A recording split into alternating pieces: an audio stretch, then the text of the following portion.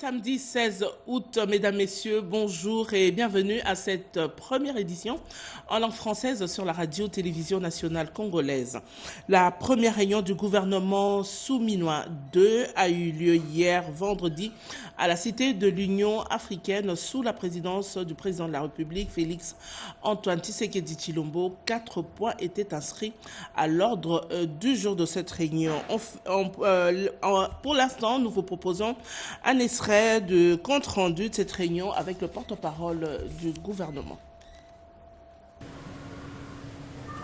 Comme à l'accoutumée, les membres du gouvernement ont répondu au rendez-vous hebdomadaire autour du président de la République, chef de l'État. La 54e réunion du Conseil des ministres a connu une particulière avec 8 nouvelles figures à la Cité de l'Union africaine, parmi Adolphe Muzito-Fumsi, désormais vice-premier ministre du budget. Pour cette première réunion du gouvernement souminois 2, tous ou presque ont répondu présents. Arrivés à tour de rôle, les membres du gouvernement souminois 2 se sont réunis dans la salle de réunion autour du président de la République, Félix Antoine Tshisekedi Tshilombo, et de la première ministre, Judith Souminois. Pour cette 54e réunion du Conseil des ministres, 4 points étaient inscrits à l'ordre du jour. Il s'agit, en plus de la traditionnelle communication du président de la République, de l'état de l'administration du territoire, l'évaluation de la situation sécuritaire, la note d'information sur la publication de premiers résultats de l'examen d'État 2025 et sécurisation du processus, l'examen et adoption de quelques projets de loi, notamment les décrets portant statut, organisation et fonctionnement d'un établissement dénommé Fonds d'investissement stratégique de la RDC, était aussi au menu de la réunion. Le gouvernement souminois Toulouka 2, publié la nuit du jeudi 7 au vendredi 8 dernier, est composé de 53 membres, dont 6 vice-premiers ministres, 12 ministres d'État, 24 ministres, 5 ministres délégués et 6 vice-ministres. Ce nouveau gouvernement élargi comprend des figures issues de la société civile, notamment de la ministre de la Jeunesse, Grace Coutinho. Le gouvernement souminois affiche complet après les cérémonies de remise et reprise et l'installation de nouveaux entrants au gouvernement. Eh bien, la population s'est exprimée sur ses attentes. Le nouveau membre du gouvernement souminois ont franchi pour la première fois la Cité de l'Union africaine, c'est vendredi 15 août 2025. Premier conseil de ministres après leur nomination par le garant de la nation. Avec les anciens, ils feront face aux attentes de la population. Une population qui demande au gouvernement souminois 2 de privilégier l'intérêt commun. Nous les jeunes, nous avons besoin de ces personnes qui sont capables de représenter Bissau et non des personnes qui J'espère que ce deuxième gouvernement pourra combler les failles que le premier gouvernement n'a pas pu résoudre. Couverture santé universelle, gratuité de l'enseignement de base, des acquis à préserver durant ces mandats. Phénomène embouteillage, quasi-absence de panneaux et feu de signalisation, l'actuel ministre des Infrastructures et les entreprises sous sa tutelle devrait se dépêcher pour permettre aux usagers de la route de circuler aisément. De province, il y a des gens qui travaillent durement, ils travaillent et il n'y a pas moyen qu'ils puissent transporter leur récolte ici en Kinshasa parce qu'il n'y a pas de bonnes routes.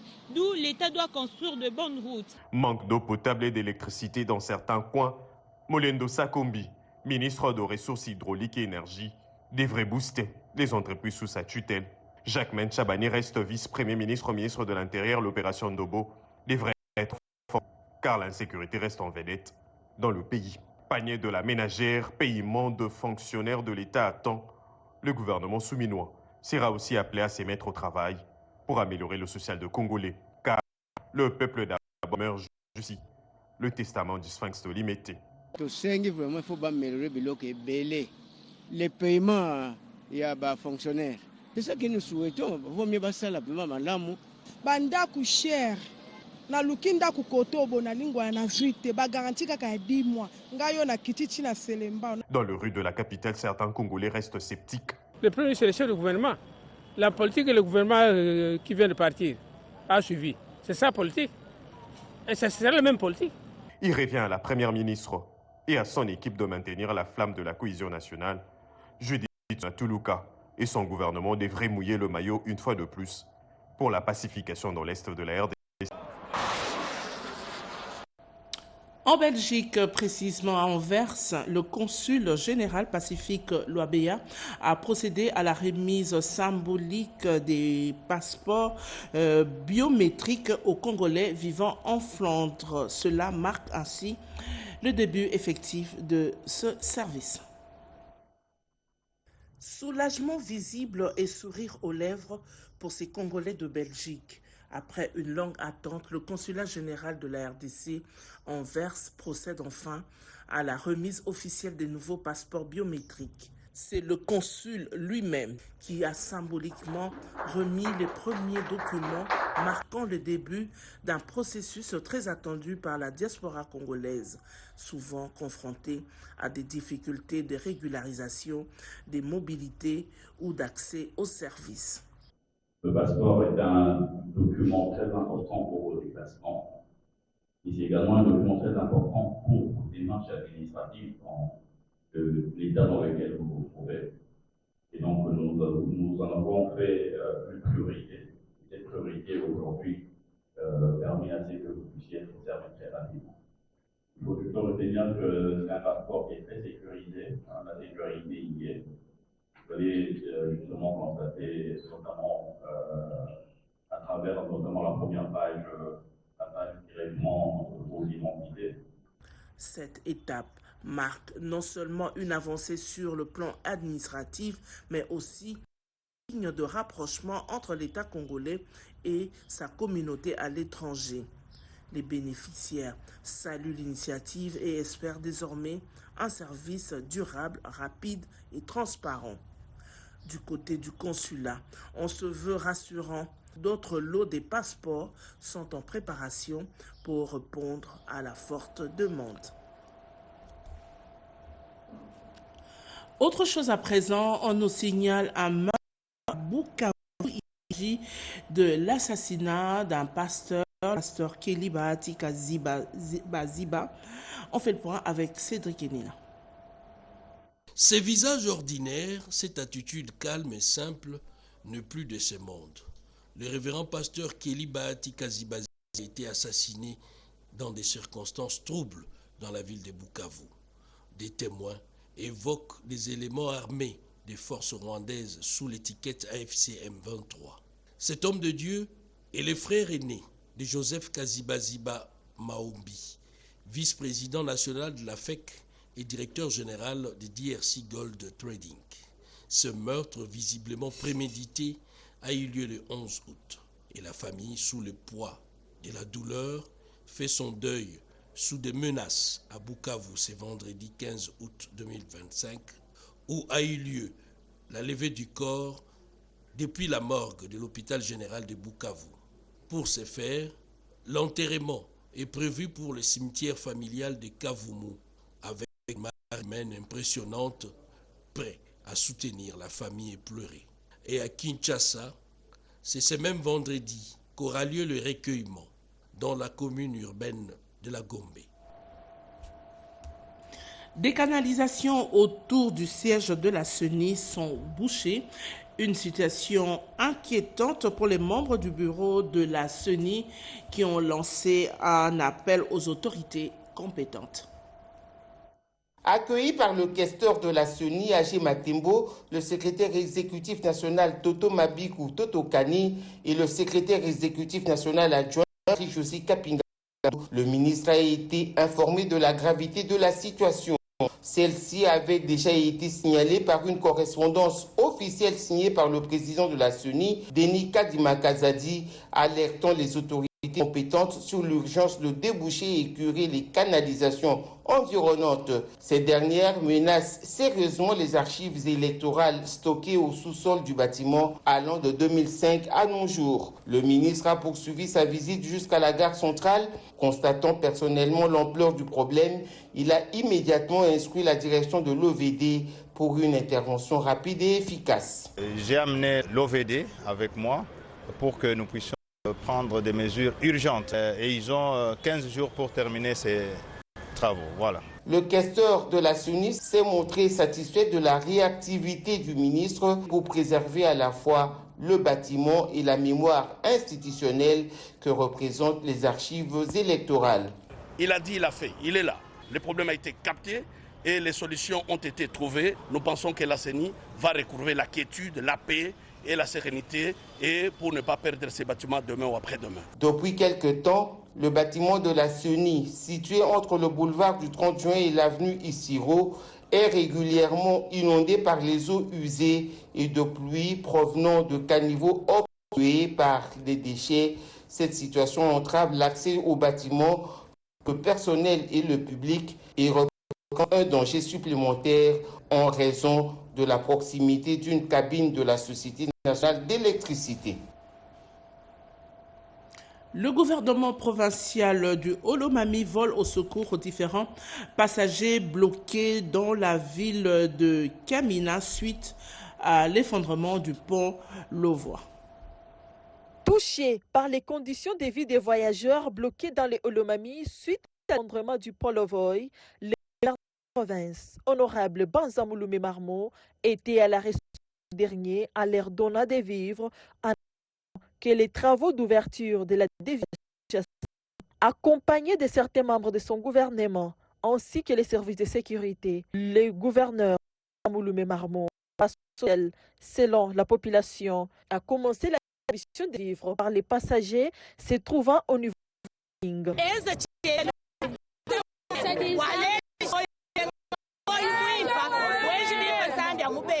Dès là, la délégation conduite par l'homme de Kacheke Konebulunda, selon cette même population, est rendue au niveau de Kiesa, où la même opération a été faite.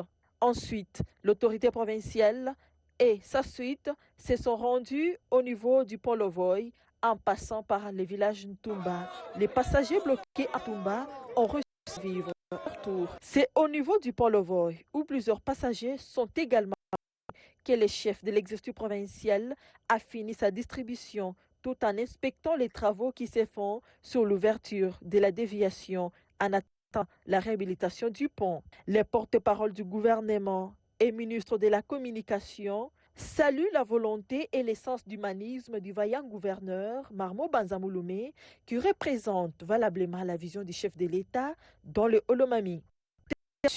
Et l'implication du pouvoir central sera nécessaire pour sauver la vie des passagers afin d'éviter toutes sortes d'épidémies car ces derniers vivent dans des conditions précaires.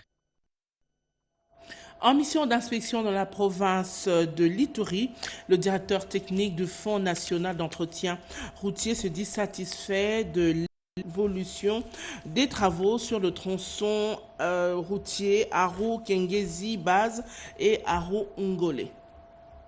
Inspecter et certifier les travaux de réhabilitation de la route provinciale tronçon Ngoté-Aru Kengezi-Base exécutée par la société Petro-City. Tel est l'objectif de la mission mixte composée de l'Office des routes, du Bureau technique de contrôle et de l'administration militaire de l'Ituri et du Fonds national d'entretien routier, FONER. Accueilli par l'administrateur policier du territoire d'Aru, le commissaire supérieur principal Richard Mbambi, la délégation a procédé à l'inspection du tronçon où les travaux avancent à un rythme soutenu. Le directeur technique du FONER, Ange Mouchigo Velou, a exprimé ses impressions sur l'évolution positive du chantier. Nous avons bel et bien vérifié et constaté, bien sûr, que les travaux ont été finalisés ou bien achevés depuis février 2024, des travaux pour lesquels le ministre a demandé le paiement.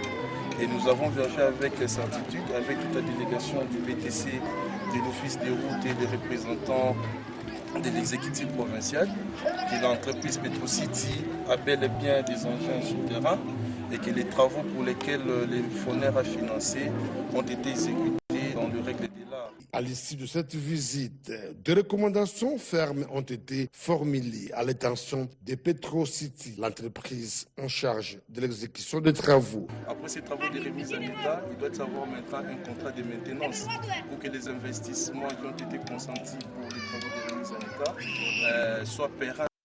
Voilà, qu'il y ait un contrat pour faciliter à ce que, quelles que soient les périodes, quelles que soient les saisons, la route soit toujours praticable.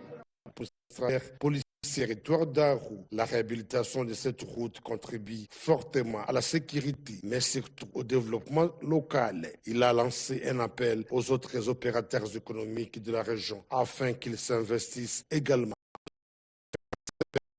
socio-économique en vue de favoriser l'émergence de cette partie de la province de l'Ituri. Long de plus de 300 km, cette tronçon s'étend du territoire de Mahagui jusqu'à la frontière congolo-soudanaise en passant par le territoire d'Arou. Jadis impraticable, il est aujourd'hui devenu fluide grâce aux travaux de réhabilitation. Un rapport de certification sur l'évolution des travaux est attendu de la part de l'Office des routes et dit Bertessi à l'issue de cette mission d'inspection. Rappelons qu'après la remise officielle de cette route à l'administration militaire de l'Ituri, une phase de maintenance sera engagée afin d'en assurer le bon état durable.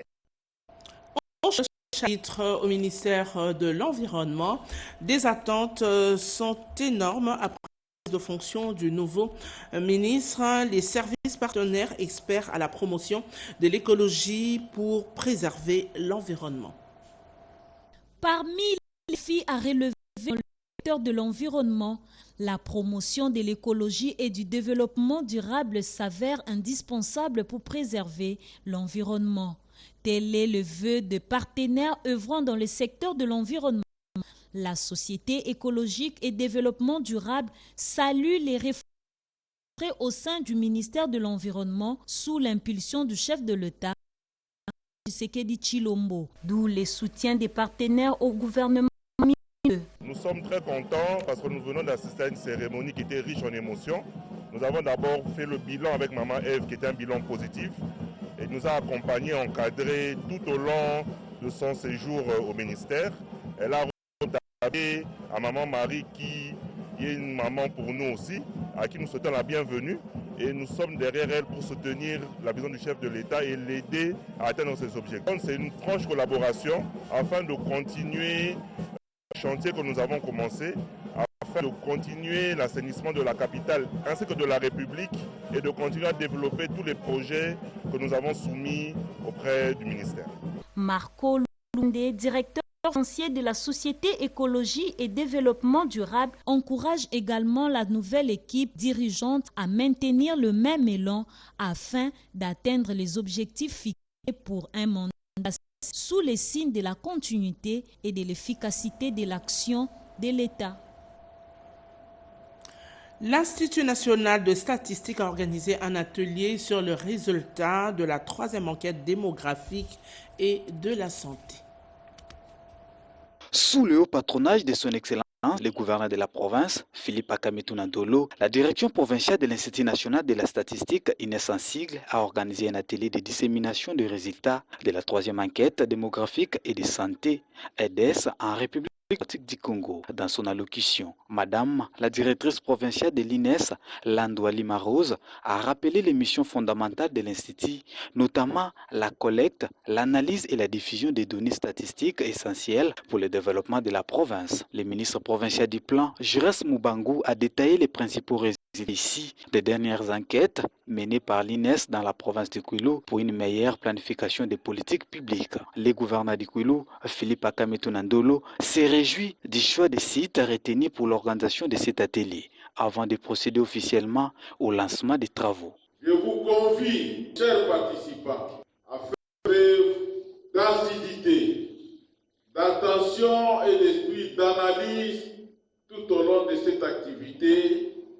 Votre implication active et essentielle pour que les résultats de cette enquête soient non seulement compris, mais également utilisé pour permettre d'orienter les politiques et les interventions dans notre province. En clôture, plusieurs experts venus de Kinshasa ont présenté des exposés approfondis sur les résultats de l'enquête. Les assemblées des dieux étaient électives. Les nouveaux responsables des districts ont été soumis à une séance de renforcement de capacité. Un exercice démocratique dans le domaine de la foi, question de garantir la transparence. Les assemblées des dieux KDC, une grande communauté ecclésiastique a organisé les élections dans ces différents districts, environ 150 sur toute l'étendue du territoire national. Un exercice qui s'est fait après 4 ans de mandat. Une fois élus bergers, ces responsables des districts ont été conviés à une immersion totale dans la compréhension du texte. Une grande communauté parmi les communautés de l'ECC et même une de moindre au sein de au milieu de la ville de Kinshasa. Donc nous avons à renforcer nos cadres pour une visibilité et mieux assurer notre rôle de berger au sein de cette ville.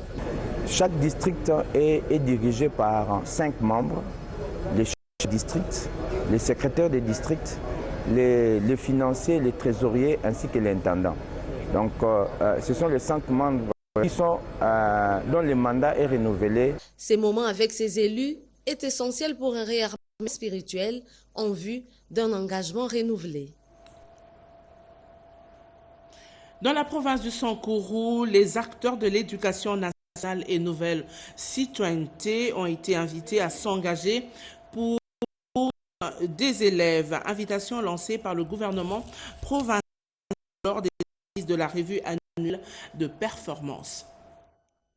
Pendant 3 jours, ces travaux se sont déroulés au siège de la Direction provinciale de l'éducation nationale et nouvelle citoyenneté Sankourou-D sous le thème « Gouvernance, qualité et citoyenneté, transformer l'école pour bâtir une RDC résiliente et inclusive ». Ces assises réparties en 4 sous-commissions, dont notamment celle de la bonne gouvernance, l'accès, et contentieux, ont permis aux participants de détecter les mots qui rongent l'enseignement dans leurs entités et d'y apporter des solutions. Ces assises ont connu la participation des autorités scolaires venues des 16 sous-divisions qui forment cette province éducationnelle. Prenant la parole, le provincial de l'EDNC Sankourou-D, Tara Mungomba de Gracia, a fait savoir que l'objet principal de ces assises est de donner à l'enseignement la première place dans la vie d'une nation. Nous avons le devoir de renforcer les capacités de pilotage de notre système du niveau central jusqu'aux établissements scolaires. Nos enfants ont droit à une éducation qui leur donne les clés pour comprendre le monde, s'y insérer et y contribuer activement. La qualité de l'enseignement, de l'encadrement pédagogique et des conditions d'apprentissage est un indicateur majeur de notre réussite collective. Invité pour clôturer cette cérémonie, le représentant du gouverneur de province, Charles Loléha, a appelé les participants à remplacer l'enseignement au cœur des priorités nationales. On termine avec le sport où la victoire de la République démocratique du Congo face à l'Angola au championnat d'Afrique des Nations a suscité des réactions encourageantes. Il avait déjà prédit cette victoire et il confie au monde que la RDC afficherait une 3e étoile sur son maillot à l'issue de ce CHAN. Pour preuve, Kalimbouyi, président de la Vision Fati rénovée, en prophète sportif, a vu juste quant à la montée en puissance des fauves congolais. Même la célébration d'un léopard en furie du coach Otis Ngoma en dit long sur ses déclarations d'avant-match. Kalimbouyi avait sollicité quelques réajustements tactiques au sein de cette ossature congolaise, ce qui fut fait et tout de suite, les effets collatéraux s'en sont fait sentir. Première victime collatérale, les Chipolopolo de la Zambie qui ont été étriés 2-0 lors de la deuxième journée. Et tout récemment, les Palancas Negras d'Angola qui ont subi la fougue des joueurs congolais en prime, Kitambala et Mokondi, qui ont mis en branle la machine congolaise, relançant ainsi la course à la qualification. Le premier sportif congolais, le président de la République, Félix Antoine Tshisekedi Tshilombo, qui appelle à un sursaut patriotique pour ramener la coupe à la maison tant convoitée après le CHAN de 2009 organisé en Côte d'Ivoire et celui de 2016 organisé au Rwanda. Fin de ce journal réalisé par Jonathan Moubalama et Mamita Bangoulou. Ruben Kumbu, Émile Zola, Didier Diawa ont assuré la partie technique. En leur nom, je vous dis merci de nous avoir suivis.